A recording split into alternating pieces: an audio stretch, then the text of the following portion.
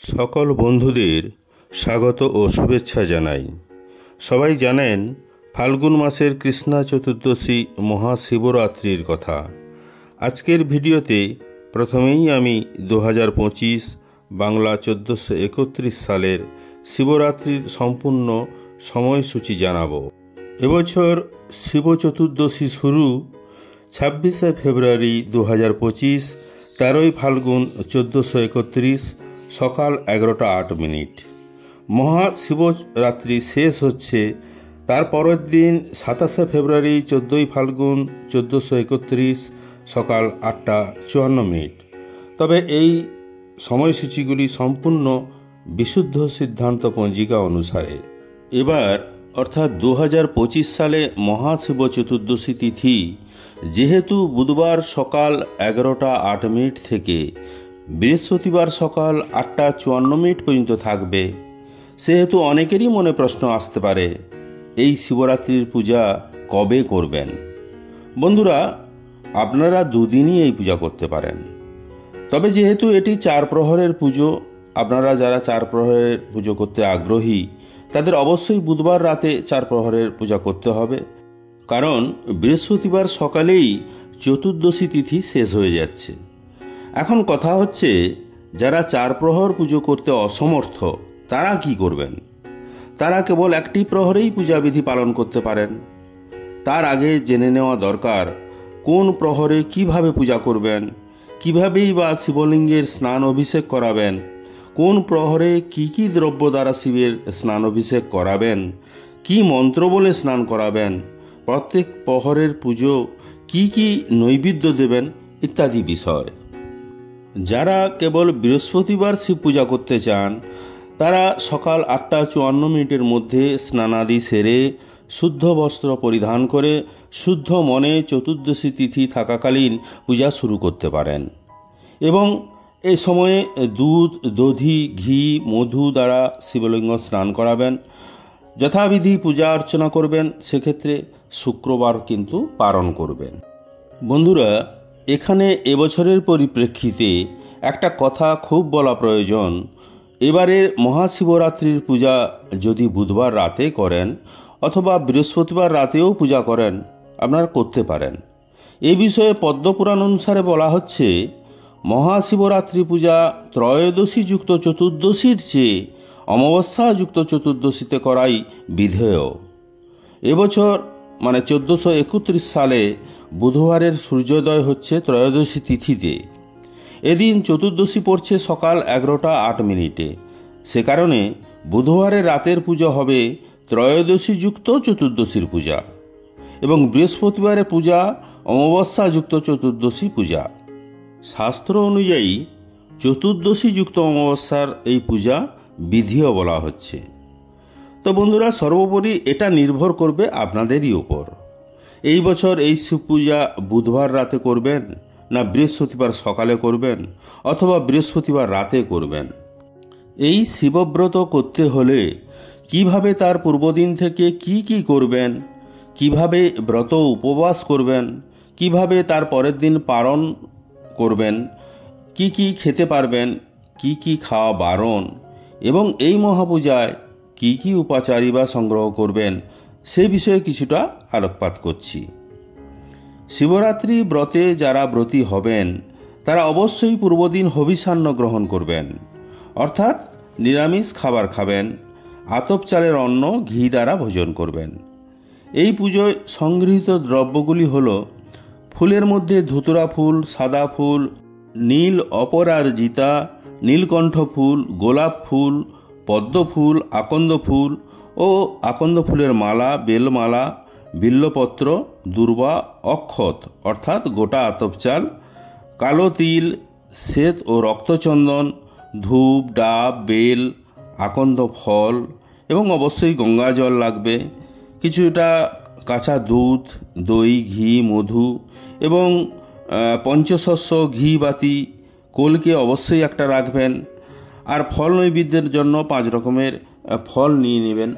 এগুলো আপনাকে আগে থেকে সংগ্রহ করে রাখতে হবে।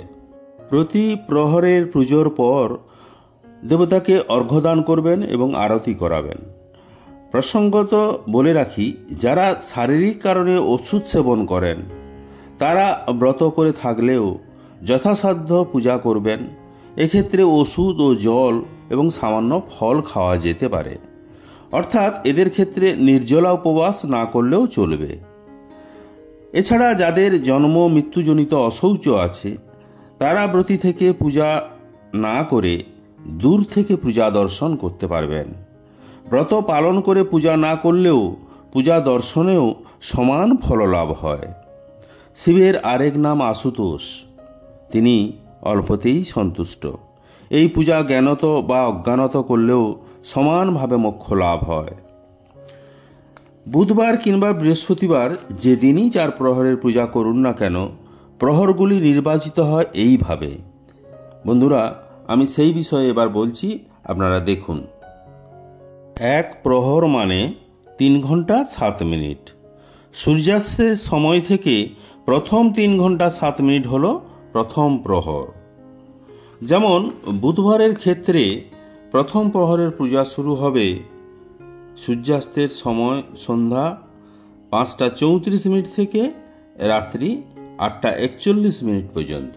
দ্বিতীয় প্রহর ওই রাত্রি 8টা 41 মিনিট থেকে রাত্রি 11টা 48 মিনিট পর্যন্ত, এবং তৃতীয় প্রহর রাত্রি 11টা 48 মিনিট থেকে রাত্রি 2টা 55 মিনিট পর্যন্ত, এবং সর্বশেষ বা চতুর্থ প্রহর হল ব্রহ্ম মুহূর্ত, অর্থাৎ শেষ প্রহরের পূজা রাত্রি 2টো 55 মিনিট থেকে ভোর 6টা 3 মিনিট পর্যন্ত। এই 4 প্রহর মিলিয়ে এই দিনের মোট রাত্রি হবে 12 ঘন্টা 29 মিনিট। এবার বন্ধুরা আলোচনা করব 4টি প্রহরের পূজা কিভাবে করবেন, কি কি দ্রব্য দ্বারা স্নান করাবেন, কি মন্ত্র বলে স্নান করাবেন, আর কি মন্ত্র বলেই বা শিবলিঙ্গে অর্ঘ্য দান করবেন। যথাসময়ে স্নান সেরে শুদ্ধ বস্ত্রে ঠাকুর ঘরে কিংবা পূজাস্থলে প্রবেশ করবেন।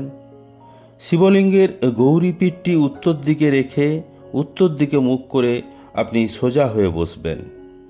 এরপর গঙ্গা জলে অঙ্গশুদ্ধি ও পূজা উপাচারগুলি শুদ্ধ করে নিয়ে যারা দীক্ষিত তারা যথাশক্তি ইষ্টমন্ত্র জপ করবেন।